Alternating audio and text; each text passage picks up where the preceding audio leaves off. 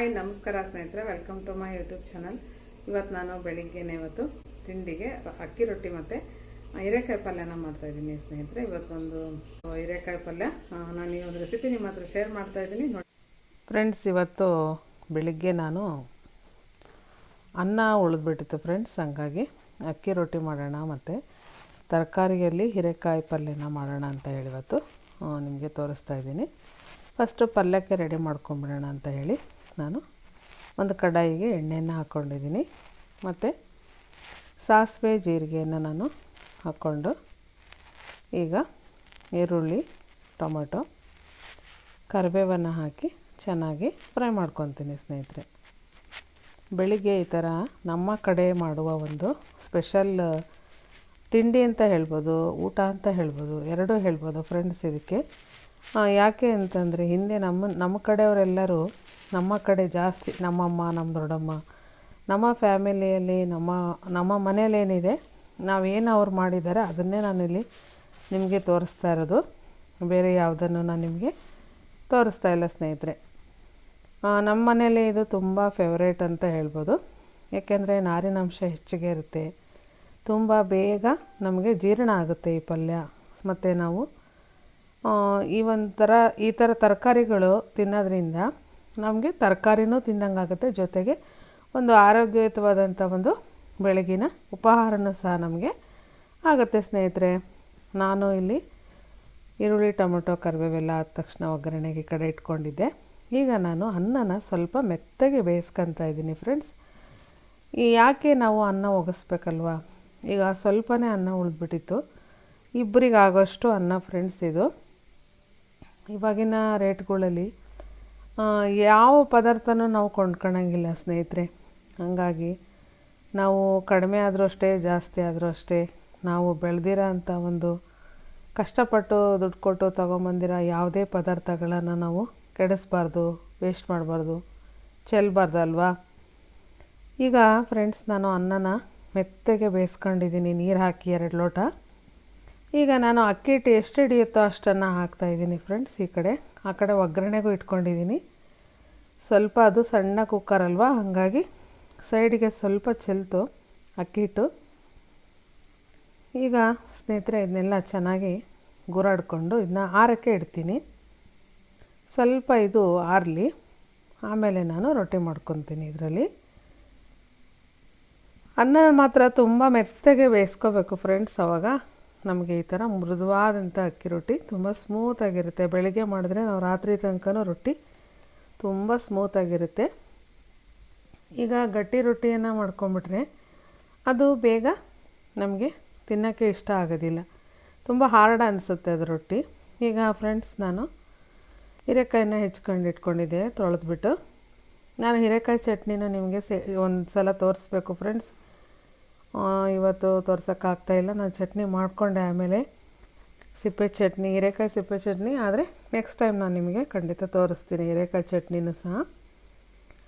ಈಗ ಸ್ನೇಹಿತರೆ ಹೀರೆಕಾಯಿನ ಚೆನ್ನಾಗಿ ಒಗ್ಗರಣೆಯಲ್ಲಿ ಬೇಯಿಸೋಣ.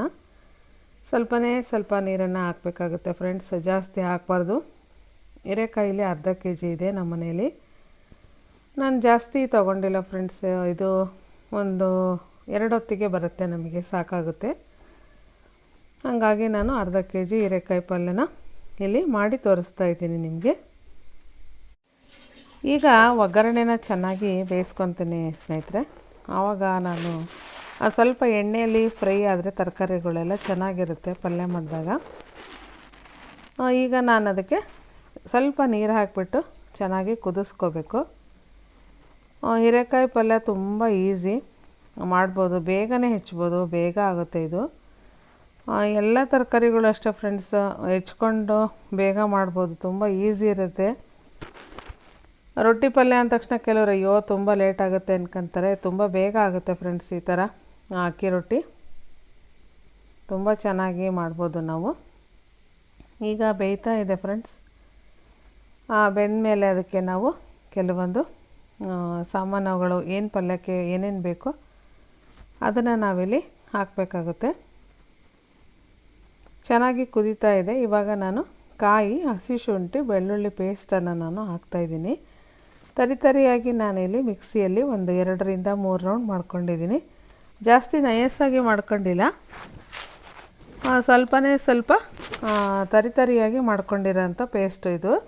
ತುಂಬ ನಯಸ್ ಮಾಡ್ಕೋಬಾರ್ದು ನಾವು ಪಲ್ಯಕ್ಕೆ, ಮಾತ್ರ ತರಿಯಾಗಿದ್ದರೆ ತುಂಬ ರುಚಿಯಾಗಿ ಬರುತ್ತೆ ಪಲ್ಯ. ನೀವು ಮಾಡ್ತಾ ಇರ್ತೀರ ಫ್ರೆಂಡ್ಸ್, ಆದರೆ ನಾನು ನನ್ನ ಒಂದು ರೆಸಿಪಿಗಳನ್ನು ನಿಮ್ಮ ಹತ್ರ ನಾನು ಶೇರ್ ಮಾಡಬೇಕಲ್ವ, ಹಾಗಾಗಿ ಶೇರ್ ಮಾಡ್ತಾ ಇರೋದು. ಈಗ ಉಪ್ಪನ್ನು ಹಾಕ್ತಾ ಇರೋದು ಸ್ವಲ್ಪ ನಾನು ಹೀರೆಕಾಯಿ ಪಲ್ಯಕ್ಕೆ.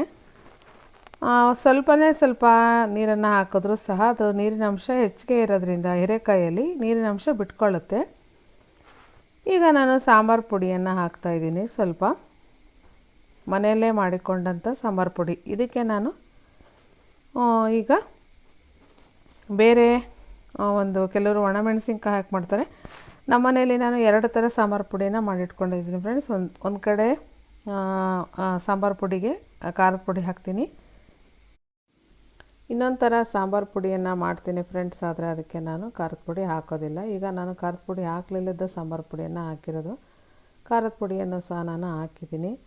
ಮತ್ತು ಇದಕ್ಕೆ ಸ್ವಲ್ಪ ನಾನು ಬೆಲ್ಲನೂ ಸಹ ಹಾಕ್ಕೊತೀನಿ.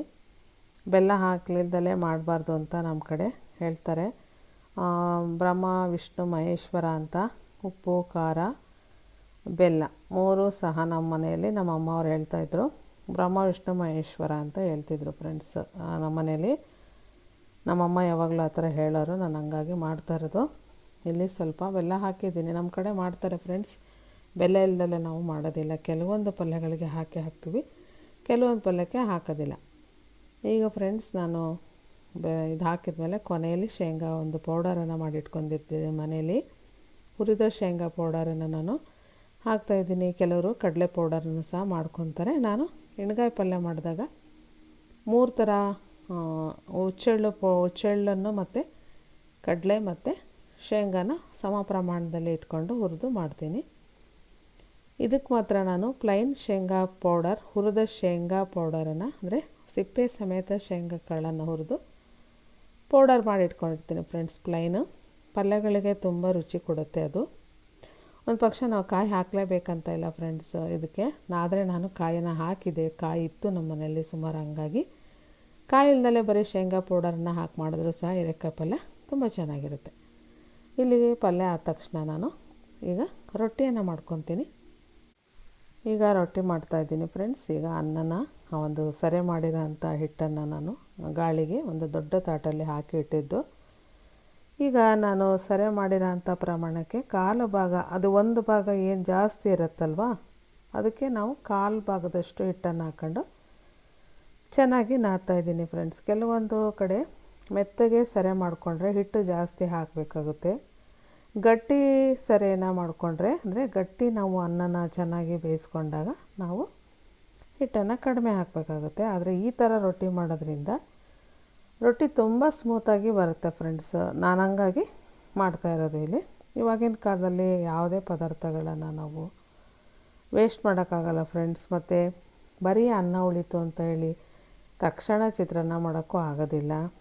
ಬರೀ ಅದೇ ನೋಡಿ ಬೇಜಾರಾಗುತ್ತೆ. ಈ ಥರ ಅನ್ನದಲ್ಲಿ ನಾವು ಕಡುಬನ್ನು ಮಾಡ್ಕೋಬೋದು. ಆಮೇಲೆ ರವೆ ಕಡುಬು ಅಂತ ಬರುತ್ತೆ ಫ್ರೆಂಡ್ಸ್, ಅಕ್ಕಿ ತರಿ ಕಡುಬು ಅಂತ ಬರುತ್ತೆ.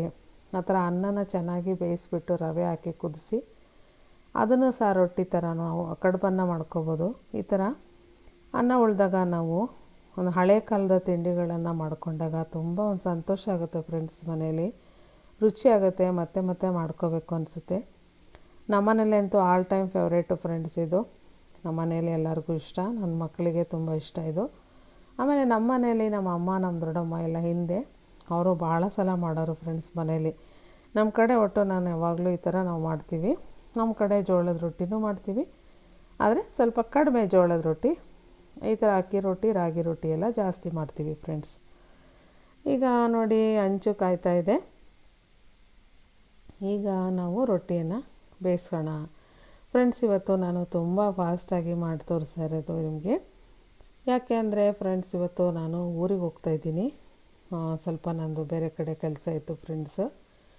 ದಾವಣಗೆರೆಗೆ ಹೊರಟಿದ್ದೆ ನಾನು, ಹಂಗಾಗಿ ಈಗ ನಾನು ತುಂಬ ಬೇಗನೆ ನಿಮಗೆ ರೊಟ್ಟಿ ತೋರಿಸ್ತಾ ಇದ್ದೀನಿ. ಇಲ್ಲಾಂದರೆ ಇನ್ನೂ ನಿಧಾನಕ್ಕೆ ಮಾಡ್ತಾಯಿದ್ದೆ ಫ್ರೆಂಡ್ಸು ನಾನು.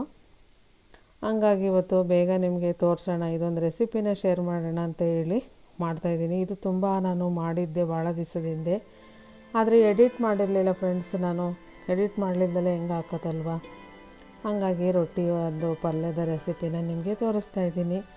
ಈ ವಿಡಿಯೋ ಇಷ್ಟವಾದರೆ ಪ್ಲೀಸ್ ಲೈಕ್ ಮತ್ತು ಸಬ್ಸ್ಕ್ರೈಬನ್ನು ಮಾಡ್ಕೊಳ್ಳಿ ಸ್ನೇಹಿತರೆ. ಹೊಸದು ಯಾರಾದರೂ ಬಂದಿದ್ದರೆ ಈ ವಿಡಿಯೋ ನಿಮಗೆ ಇಷ್ಟವಾಯಿತು ಅಂತ ನಾನು ಅಂದ್ಕೊಳ್ತೀನಿ ಸ್ನೇಹಿತರೆ. ತುಂಬ ಧನ್ಯವಾದಗಳು ನಿಮಗೆಲ್ಲರಿಗೂ.